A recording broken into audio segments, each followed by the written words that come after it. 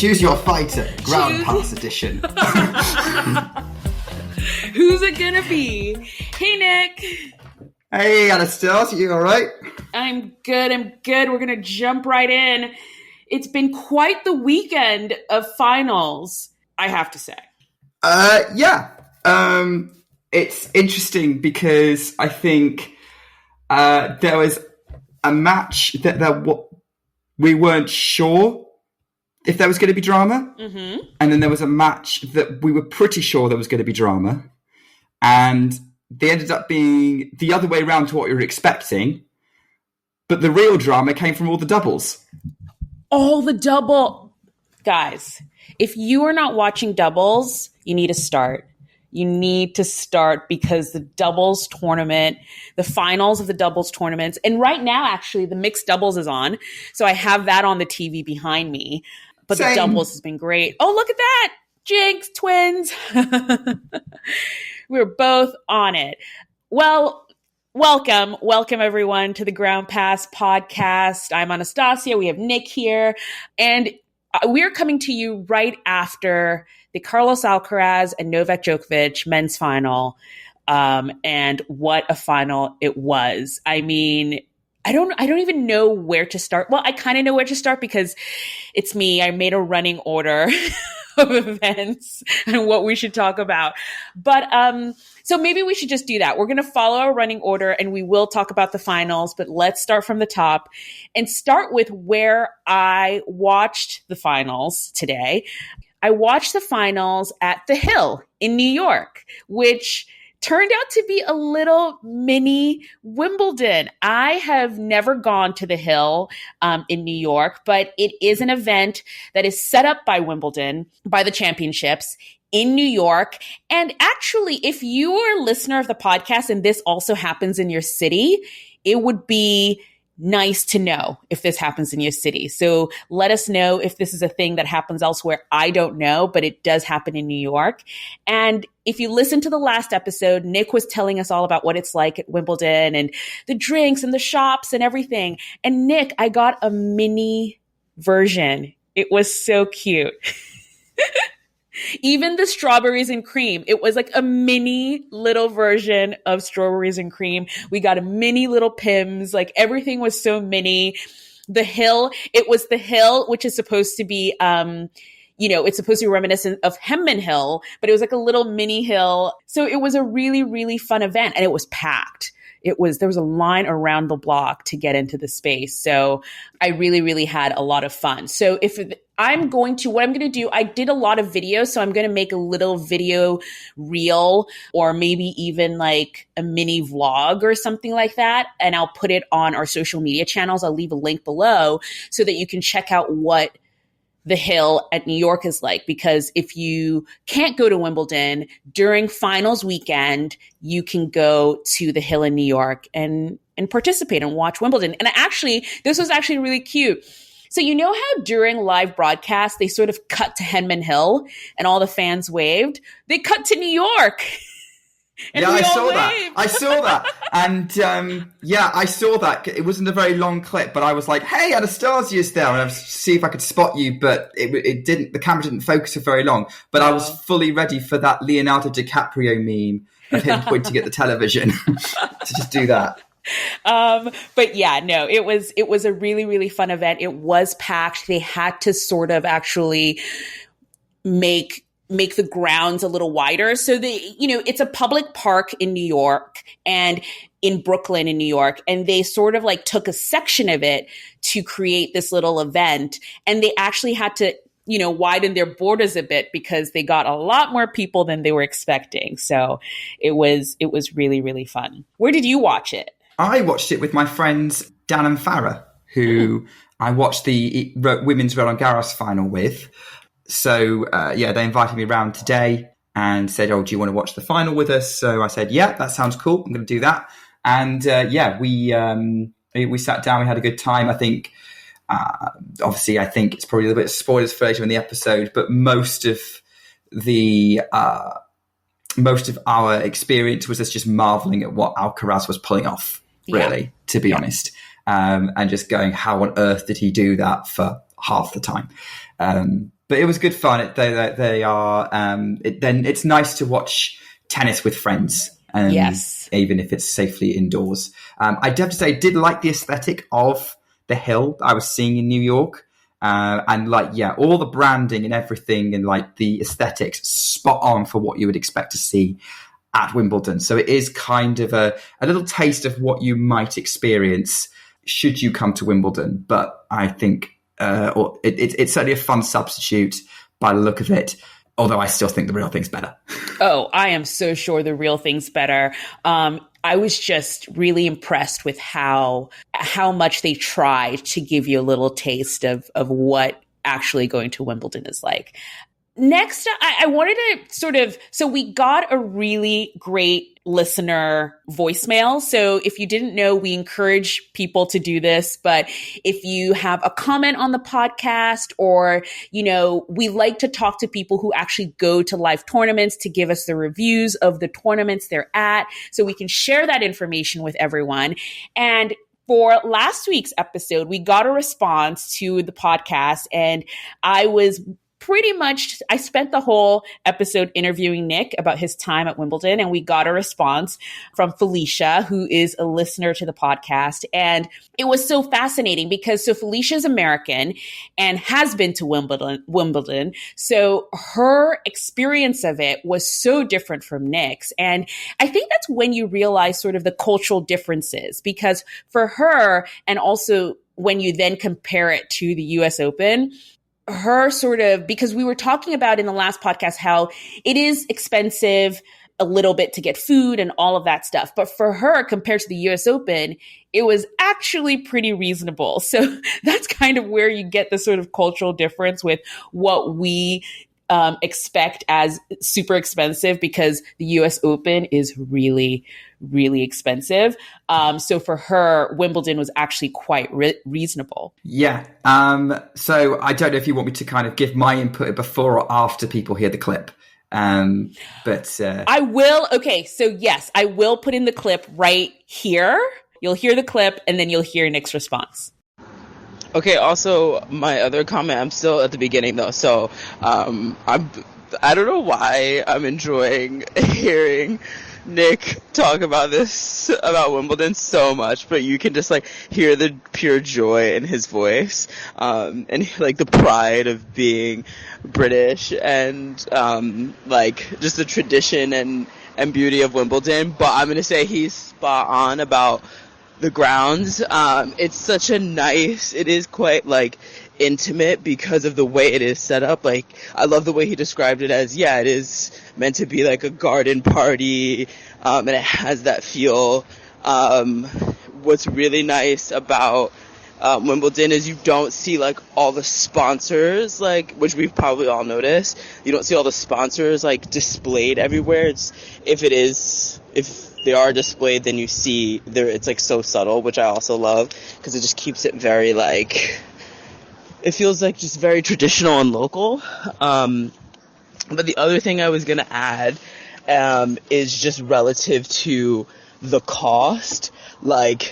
It's an interesting ask and an interesting comment from his side, because from an American's perspective, Wimbledon is so much more affordable. I get, as a Brit, just the comparison with cost of living and how things cost. I feel when I go to the US Open, I spend so much money on food and drink. I mean, you get a honeydew and it's probably $25 at this point.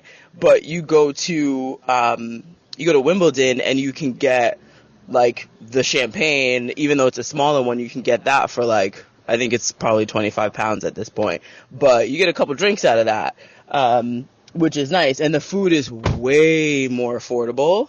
Granted, you're not going to get, I think there are a lot more options.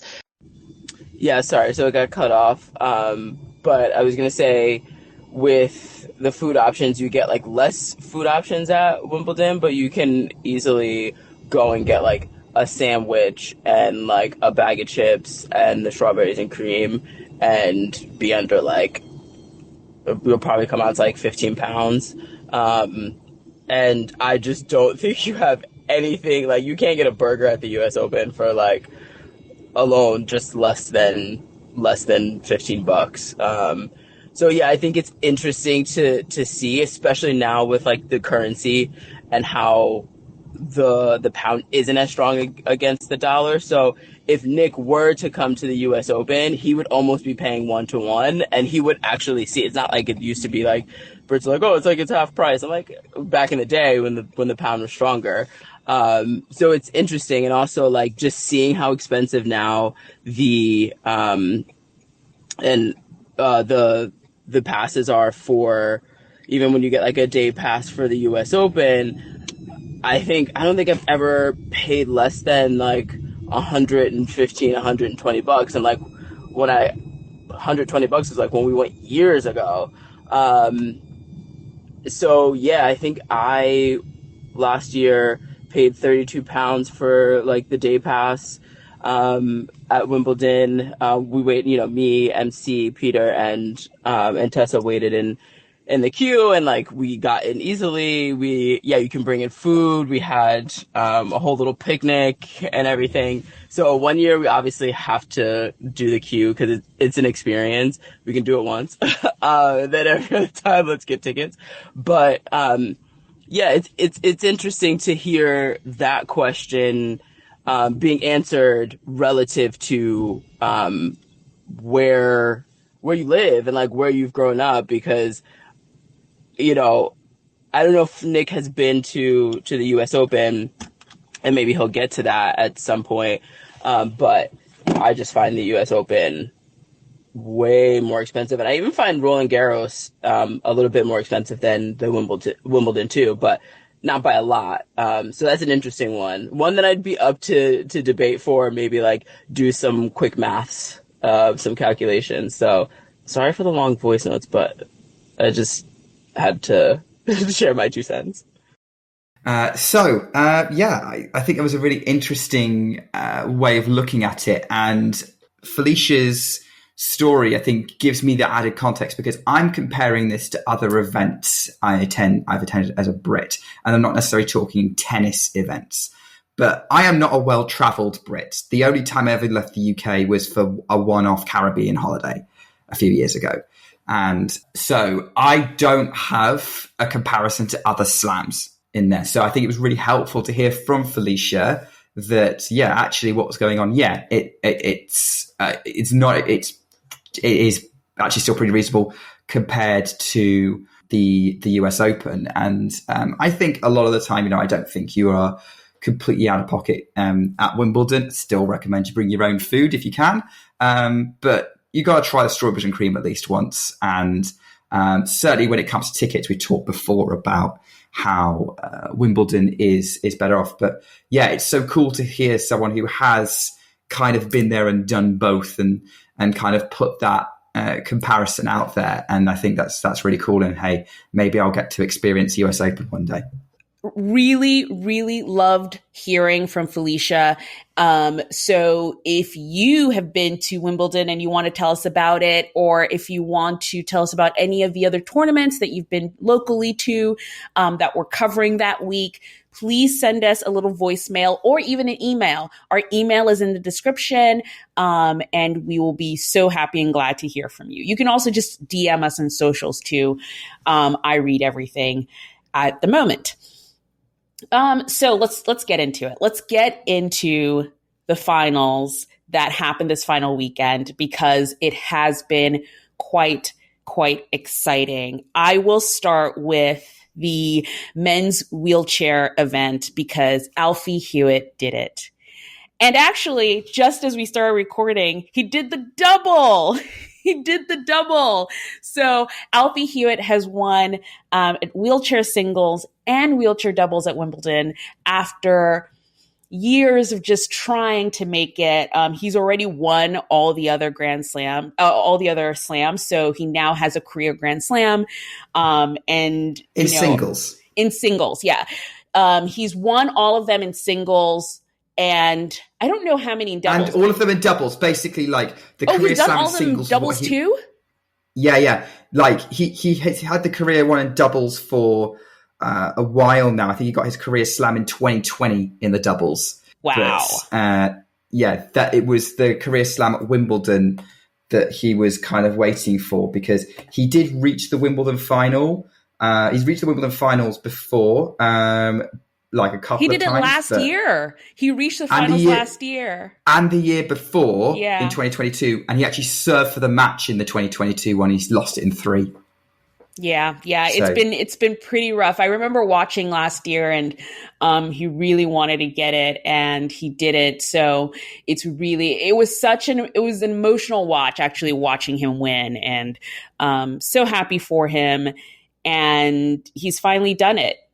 It's like such a great career to say that you've won your career Grand Slam in both singles and doubles.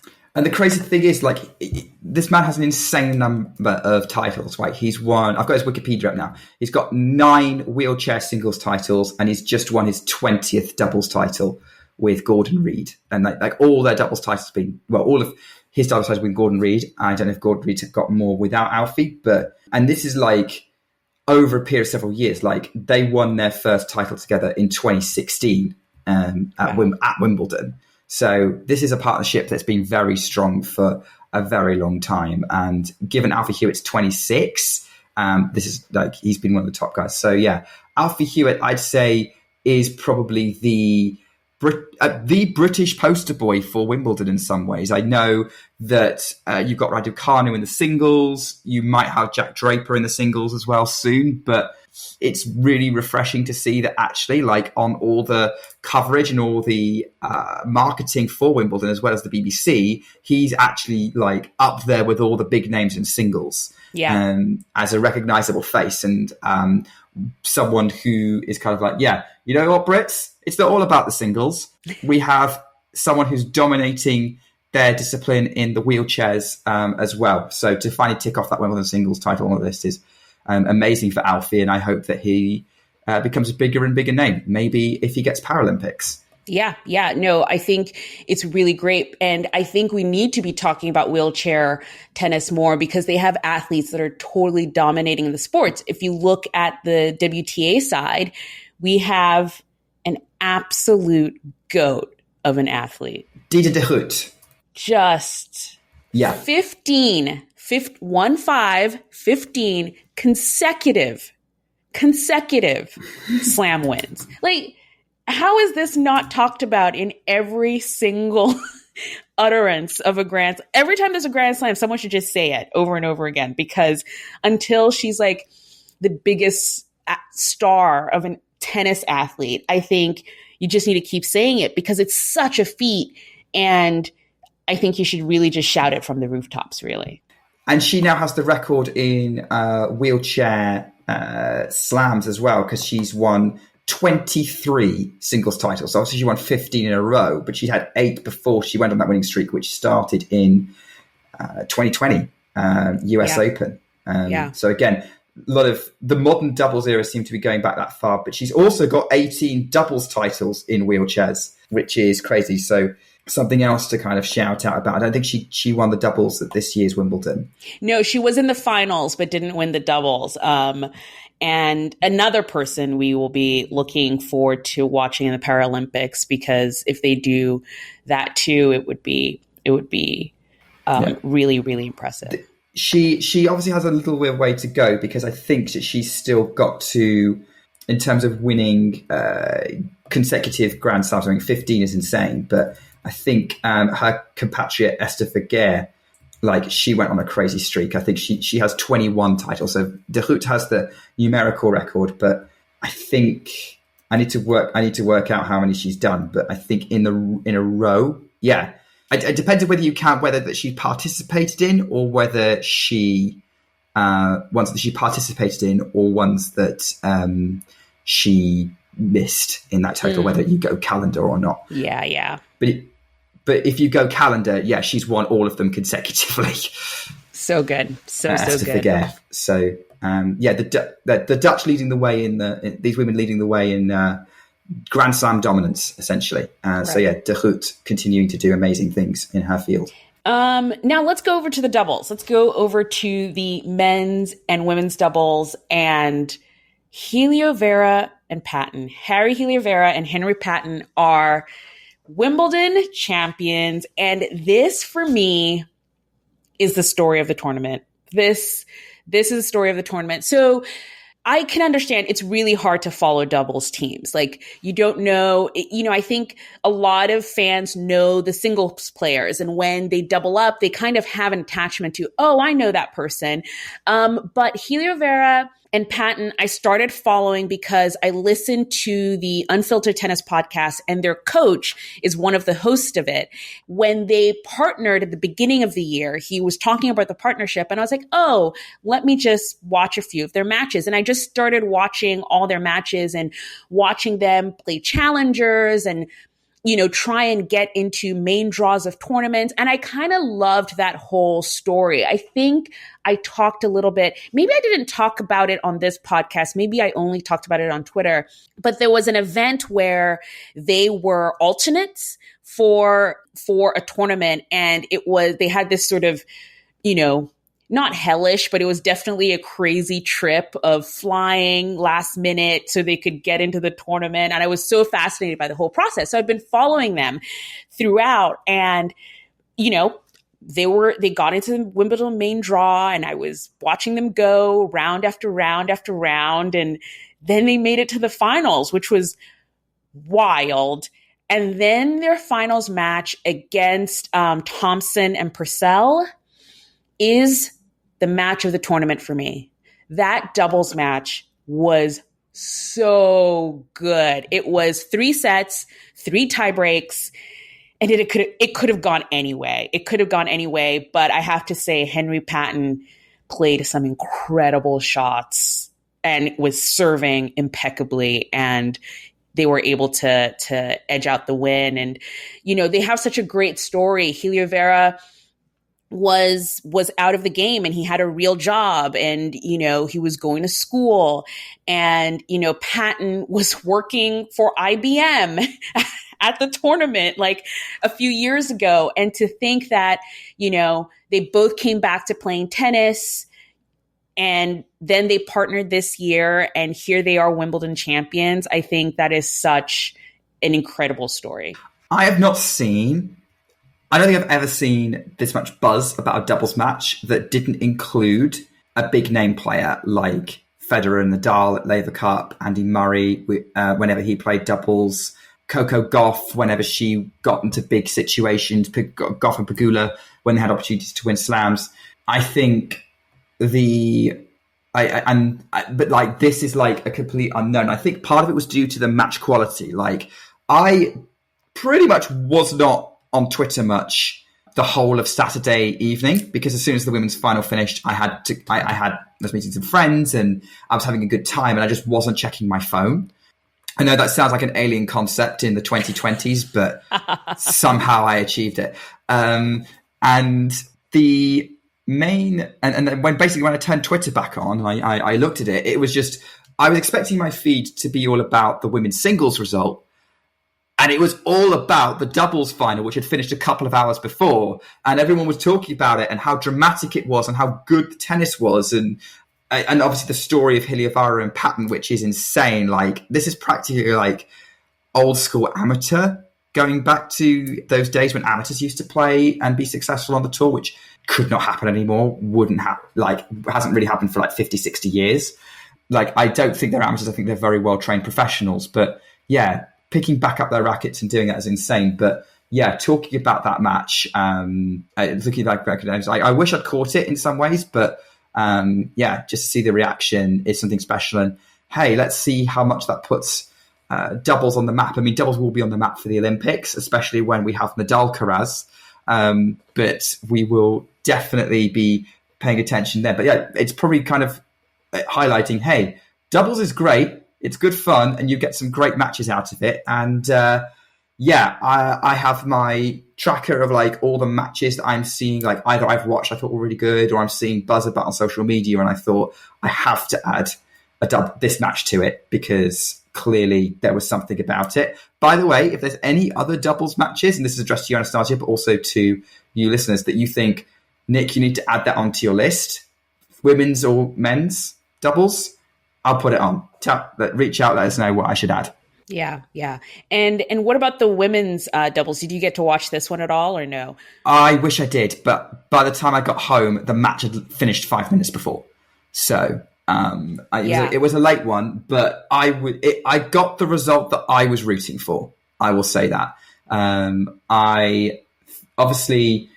It seems to be that if you want to succeed in women's doubles, you need to go with Katerina Siniakova as your partner. Yes. But I want to know that would basically do a huge discredit to the people who she's playing with.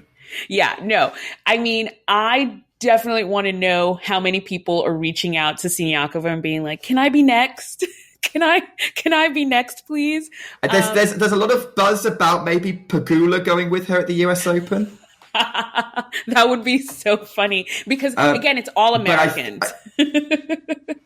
But I have to say, I think it sounds like from what Taylor Townsend was saying in her interviews, which I think you've been sharing on social media, it sounds like this might be kind of a lock-in now for the rest of the year, her and Townsend. I don't know why they didn't play together at the French. Maybe it was Townsend wanted to finish it off was with her ankle. No, her ankle. Oh, yeah, Townsend was injured. I forgot about that. Yeah. So that would be why. So I think Siniakova Townsend is a lock for the end of the year, but I don't know how well known this is. I don't know if we want to go into all of the details right now. It's all online. Taylor Townsend put a blog out about it, but I found the story of her journey so powerful, particularly related to what happened to her in juniors, that I've been rooting for her to win a slam for so long, singles or doubles, like mainly doubles, because I know that's where she specializes. That's where she really comes into her own. And so for me to see her finally get it is incredible, especially given how talented she was as a junior in doubles, particularly. And now the next thing on my list for her is I want her to get that US Open, because that would be the ultimate like proving people wrong moment. And I'm thinking of specific people at the USTA. So if you don't know the context, and Anastasia can tell you if you want to go into it or not, then go look it up. But maybe we'll put some links in there or something. But for me, Taylor Townsend succeeding is a massively powerful story. Yeah, I'll put the link up to an article describing pretty much exactly what she went through. I posted a little sort of short story about like how I became a fan. And it was, US Open 2022 when I realized what she had gone through. So yeah, rooting for Taylor Townsend for so long, and I'm finally glad she made it. And yeah, we're joking around saying Siniakova, best doubles partner ever, and she is. But I actually love what Siniakova said at her press conference, that it's not just her. Doubles is a partnership. So it's not like she could win with completely, and she couldn't win with me, for example. She couldn't, but she picks her partners very specifically. And, here she's done the double where she won the French Open with Coco Gauff, and now she's done so at Wimbledon with Taylor Townsend. So really, really happy for both champions there at Wimbledon. And, I think for Taylor Townsend, it's going to be one of many. She's already made, this is her third final, and she finally went through. So she's already been knocking on the door. So I can expect more from her coming for sure. Yeah. And they're, for sure going to be Grand Slam doubles competitors, although I think they might be starting to build up a little bit of a rivalry with Shea Su Wei and Elise Mertens, who are obviously, going to be the people to beat. I mean, what I will say is it's interesting looking at the Roll of Honor for Wimbledon and seeing that, like, it seems to alternate between who wins, between Shea or Siniakova at Wimbledon. I think that the combination that no women's doubles team wants is to see Shea and Siniakova playing together, because I think that would actually be unstoppable. So they've never played together. Interesting. I don't know if they have or not. Me neither. That's something we're going to look. They've never won a title together. Yeah, that would be interesting. Siniakova's mainly been winning with Barbora Krejcikova in her career, but now now they're kind of focusing on other things. Which, Nick, that was a lovely segue into the women's championship. Yes. Wait, first of all, let's say it. Nick has completed his career Grand Slam of commentary. I have completed my career Grand Slam of commentary. Yes, so for those of you who don't know, obviously, or maybe don't follow, like I am one of the team at Talking Tennis, and I've commentated for them on like live stream on YouTube and Twitch and other platforms for the last 2 years. And I have covered the women's finals of Australia, Roland Garros, and the US Open. That were all in 2023. I did the women's final of 2024 as well in Australia. But I haven't done Wimbledon with them. Last year, I couldn't because I was at a friend's stag do. So I was watching that match on my phone. But I was very happy to kind of, bring kind of be part of the team that's bringing like an alternative commentary to those people who maybe either couldn't watch or didn't like the commentators that they had for one reason or another, because I know that tennis commentators can be a hot button topic for tennis fans, whether you're new or not. And maybe if you're newer, you probably don't know the difference, but both, I know that there's, particularly around Wimbledon, both British and American commentators get a little bit of stick sometimes. So it was fun to, but even then it was just fun to watch with a couple of other people who also big into tennis and talk about everything that was going on. And yeah, it was a fun match to watch in the end. It was a little bit of a roller coaster, lots of crazy momentum shifts, but as the match kind of went on, it seemed to only be going in one direction, and that was towards Barbora Krejcikova, who I think when she kind of found her game, found her serve, found the forehand, she was able to kind of either find winners or just find the court enough times that Paolini eventually missed.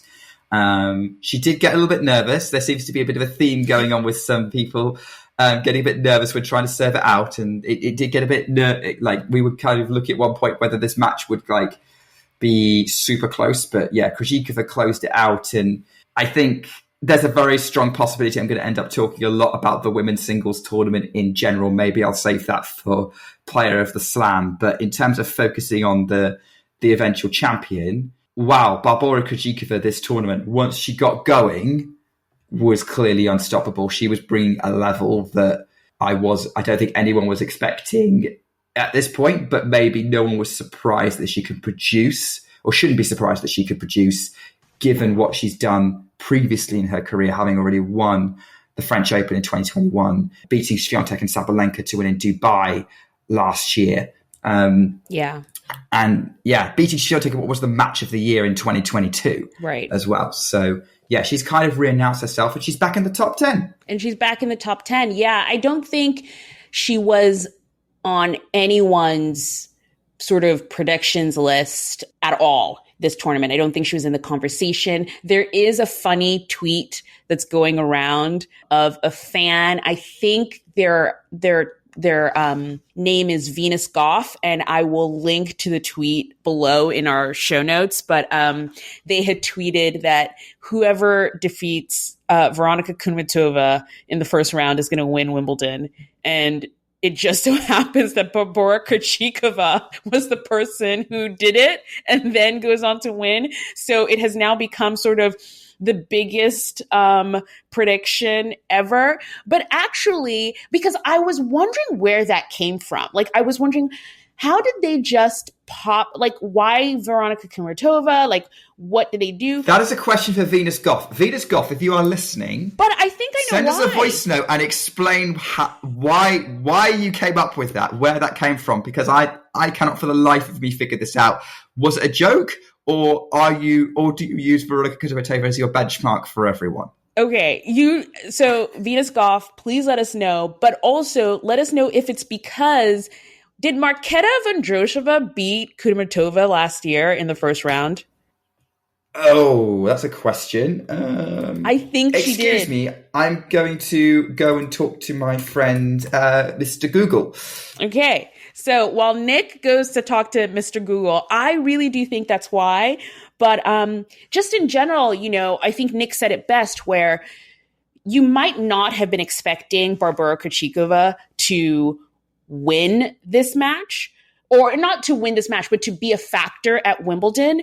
But her history once she started getting into the tournament, sort of explained how she was doing so well. You know, she's not new to the scene. She is a Grand Slam champion in doubles and singles. She won the French Open in 2021.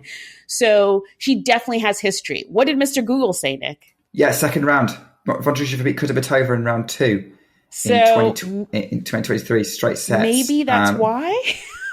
That's possibly why. I just want to look up Kudermetova.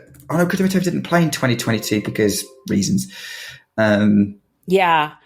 Interesting. So who knows? But Venus Goff, if you're listening, we really would love to know how you came up. Probably why, yeah. How you came up with this. But I think that's why.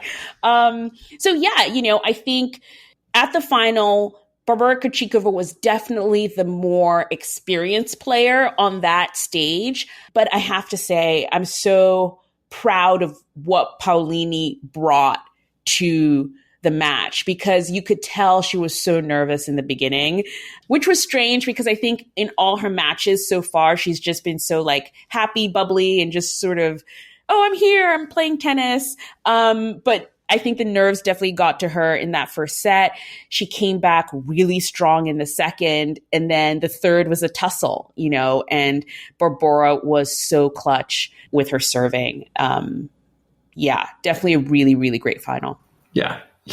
Amazing final for the women's singles, and yeah, as I said, I've got loads of thoughts on that tournament as a whole, but I think I'm going to save that for when we do our wrap up. Yes, because let's face it, there was a level of amazement about the men's singles final, but for very different reasons. Very different reasons because.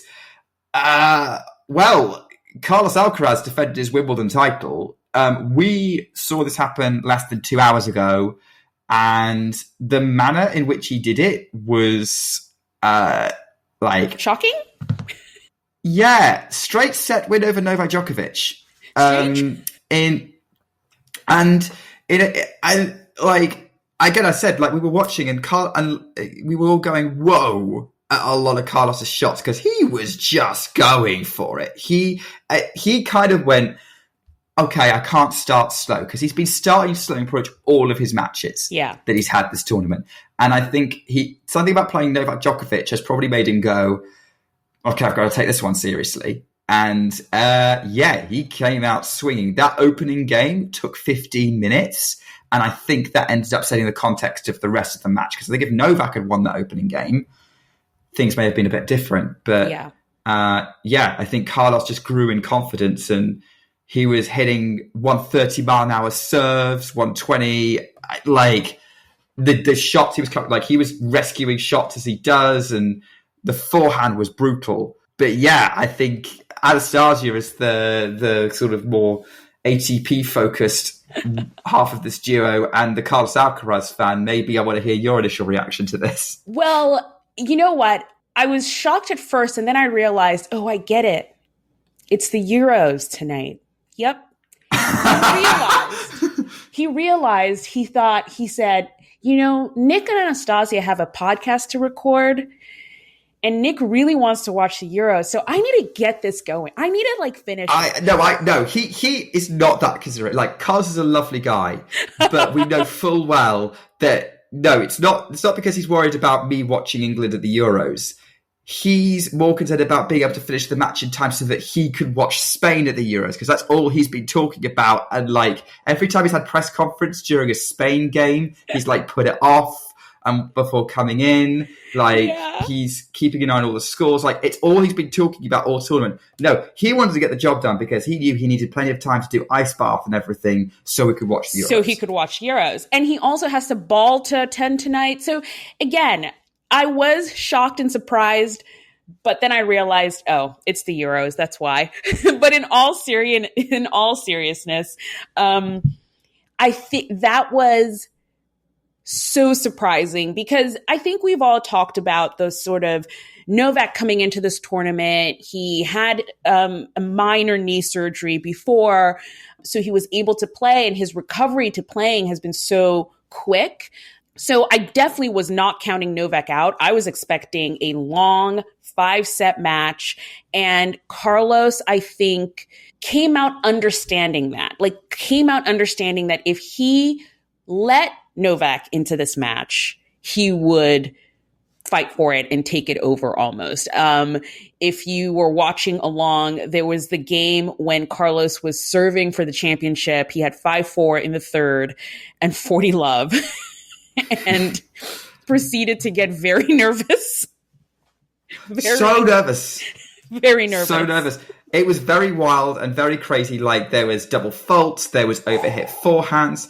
And I was like, I was basically saying to Dan and Farah, who I was watching with, like, this is giving me Andy Murray 2013 vibes. And maybe we might actually see what would have happened if Novak had broken back in that final game. For those who may be a bit newer to tennis who don't know about that, British fans were very stressed because Andy Murray found himself in a very similar position in that match, but he actually closed it out in the end. Yeah, he did. Rather than having to wait for a tie break. Unlike Carlos Alcaraz, so there's a bit of a win for the Andy Murray fandom there. But he, that's something to point out there. But yeah, he did, like Krejcikova, get a little bit stressed when having to surf this out. He also looked stressed when Annabelle Croft, when interviewing him, said that he had to dance with Barbora Krejcikova. Okay, which there's a couple of points. That was the most stressed he looked all match. I was shocked. I was like, she's just asking you. You're about dancing. That's all. Okay. I'd like to kind of point something out, though, and like someone may be going to correct me, but I thought they got rid of that. Like, I thought they got rid of that tradition where the singles champions dance with each other because I thought they got rid of that tradition. Like, I heard that was the case. Like, it was fairly recently. I think it might have been 2018 or 2019. Where I think I could be wrong. I heard it was because I think it kind of didn't fit with the modern aesthetic, and they found it a bit sort of outdated. Yeah. I mean, again, Carlos would know. Angie Kerber wasn't a huge fan of doing it. Oh, okay. At the time, and like Novak, who she would have danced with, was like, yeah, I'm cool with just not doing it, to be honest. Yeah. No, but I feel like Carlos would know only because he was the champion last year, so. He would have had to, if it was still a thing, dance with Marketa Vondrousova. But he got so nervous at the speech.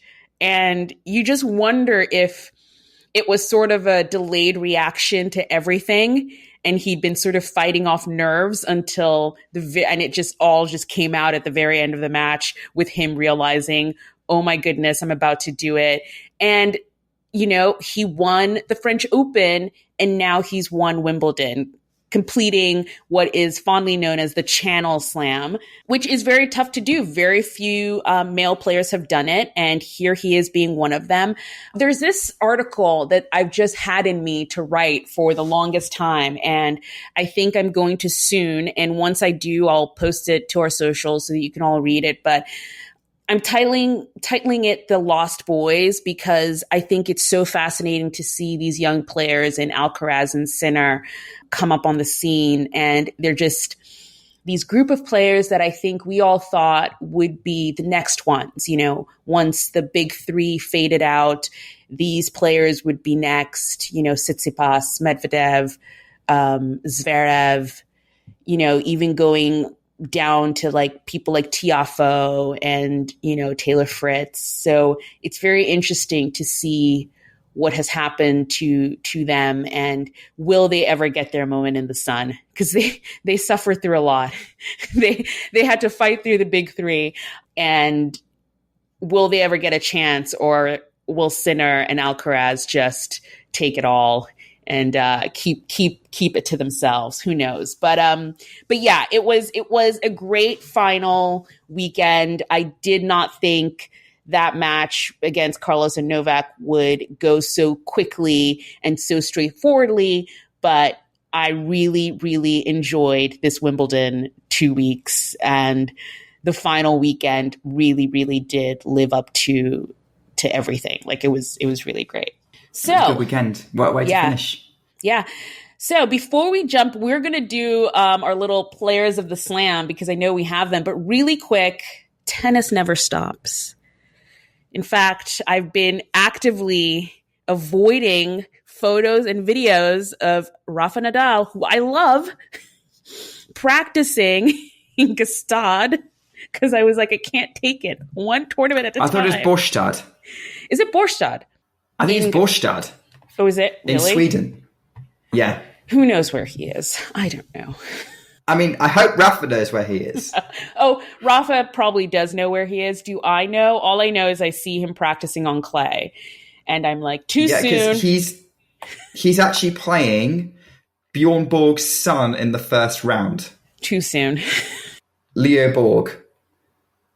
I'm not ready. That's tomorrow? On multiple levels. Yeah, I think I don't know when it is. It might be tomorrow. But I know that they kind of made a big fuss of it because obviously if you're Swedish and you want to attract tickets, that's going to be a big draw. Yeah, no, you're kind of spoiled for choice because you've got 4 ATP tournaments happening this week. Yes, we've got Hamburg, which is also in clay. We've got Newport in Rhode Island. So tennis is coming back stateside. I'm excited.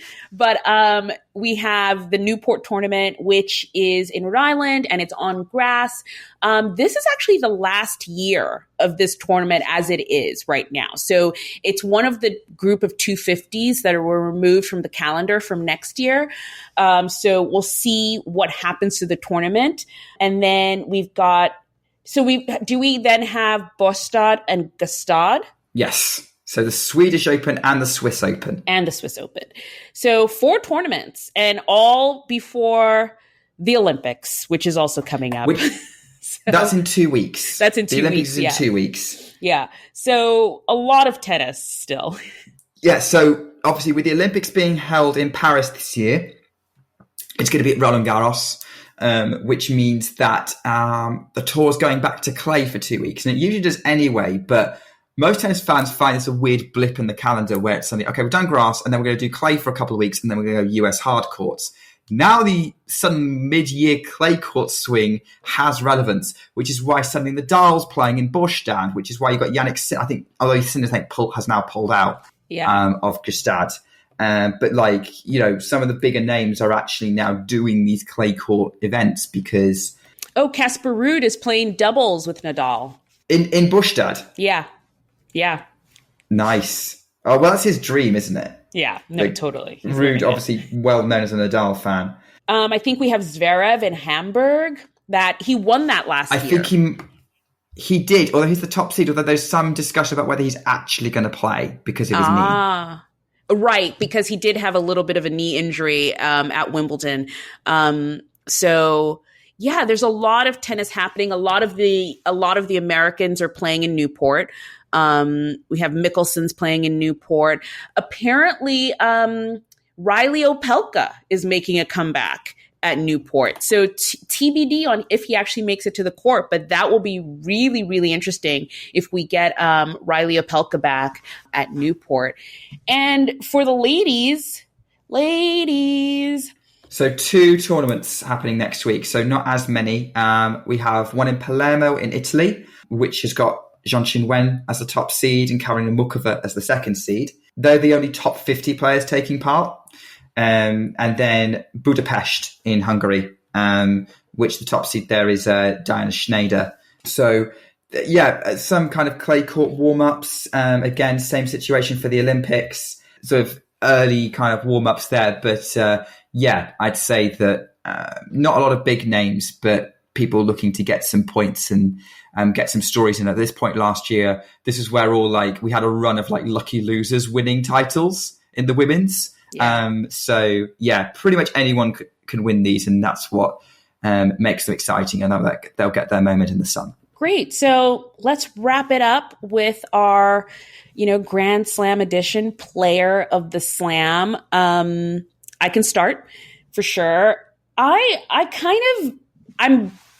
going between 2 names. I think quickly I'll just say Carlos Alcaraz has had a really great tournament and is definitely someone who has, I think, reinvigorated a lot of especially casual fans' interest in the sport.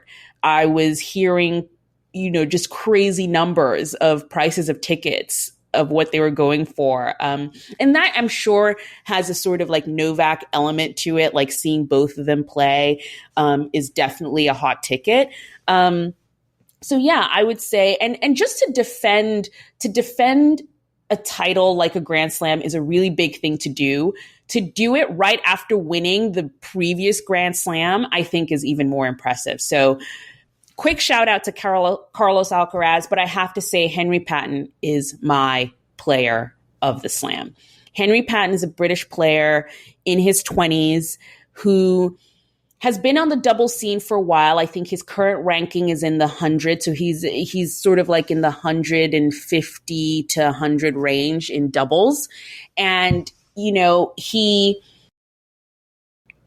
I think, Nick, you said it the best way. It's almost a throwback to sort of amateur players. He's not amateur, obviously. He's a professional player, but as of 7 years ago, he was working at Wimbledon with IBM collecting data from matches for the company. He was, you know, he had played tennis in college. We're going to have a college episode at some point, but he played college in the tennis in college in the States, and he was coming back home and was going to have a real life, you know, and someone convinced him to just try and go pro and see how it goes. And to see him work his way, it wasn't a Carlos Alcaraz, Jannik Sinner moment where it's like, and it's a big star. It was a long, steady run. He had different partners, and he just found the perfect fit this year with Henri Heliovaara. And they've been winning a ton of tournaments this year. You might not have heard of them, but they won challenger titles. They won 250 titles. So they slowly made their way up, and now they're Grand Slam champions. So I think great player to know. If you don't follow doubles, it's nice to like have someone to follow and get to know. So I would suggest getting to know Henry Patten, following him through. And when he comes stateside to play at the US Open, maybe you can get to watch him in person. That'd be cool to see. Along with a load of other cool doubles names that will be there as well. And that's what you get your ground passes for. Yes, it is. Just a quick thing, I will say I would like to fact check the prices quotes that were going around about the Wimbledon final, because I don't know where they were getting this from or how you were getting hold of the tickets, because I don't know. Wimbledon final tickets don't work in the same way as the US Open. So like if you're paying $10,000 for a ticket between Djokovic and Alcaraz for the Wimbledon final, I hate to say this, there was a good chance that ticket was fake. So like we've talked about Wimbledon tickets before. We'll probably do another guide to it, but anyone who was going to get a finals ticket would have already had it by this point. They don't go on general sale. They're very hard to get hold of. So I would take any quotes that you're seeing with a massive pinch of salt. Yeah, player of the Slam. Now, I said that the women's singles was full of great stories, and it was. And I think I put a tweet out saying along those lines of like, I genuinely would be happy with whoever won it. I think it would have been cool to see Elena Rybakina establish a Wimbledon empire. I think it would have been interesting to see the ultimate, to see Jasmine Paolini's amazing year peak with a Grand Slam. And like, she's been like one of the talking points the whole year of like, she's at 28 and suddenly she's found this amazing tennis, and it's all finally being unlocked for her at this stage of her career. Barbora Krejcikova winning Wimbledon with the Jana Novotná connection, which, if people don't know, she was mentored by former Wimbledon champion Jana Novotná, who sadly passed away in 2017 and was a big part of Barbora's life, really close coach and mentor up to that point. And so she's had to, so for her to see her name next to Jana's was an emotional moment for her when she eventually won it. I fully recognized that story that was been going on. So I guess for me, the player of the tournament, though, you could go back to Lulu Sun, who was my player for Fortnite last week, and sort of coming out of nowhere and doing this dream run and kind of establishing herself on tour by reaching the quarters. But I think for me, if we're talking about stories, the player of the slam has to be Donna Vekic. Donna Vekic is Croatian.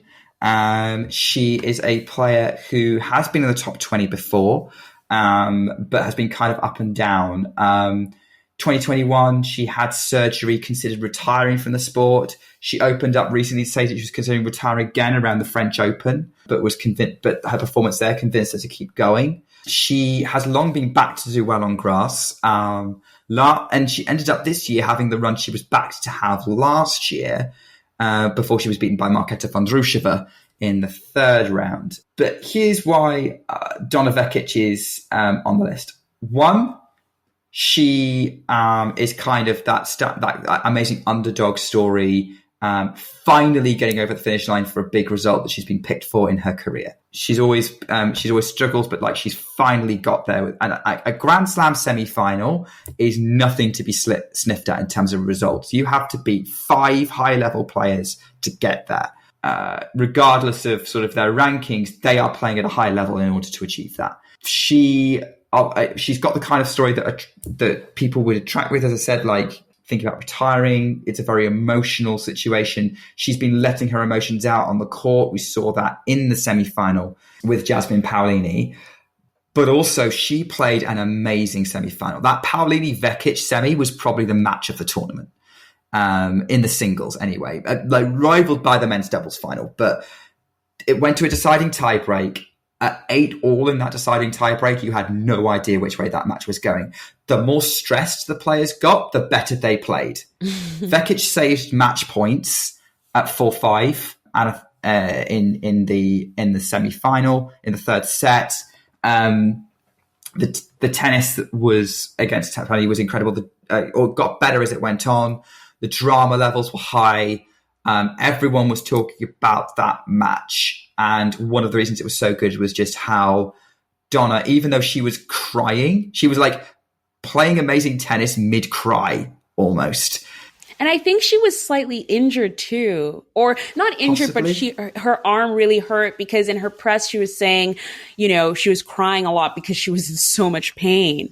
That was a great match. It was, yeah, and like she was playing through that as well to push Paolini to the limit, and she could have ended up in a Grand Slam final, but didn't quite make it, which is a shame for her. But I think because of all the connections, because she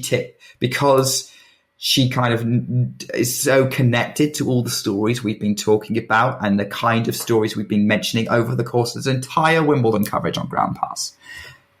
Donna Vekic, you are my player of Wimbledon. Really great pick. Really great pick. Really good to see her back in good form, because I think for a lot of people, she's 28. She's been around a while. She started playing really, really young. So she's definitely someone to, and she has a female coach, which is so rare. She's coached by Pam Schreiber. Yes. Yeah. Really, really great story. And I hope she can take this momentum into the season and we see a lot more of her going forward.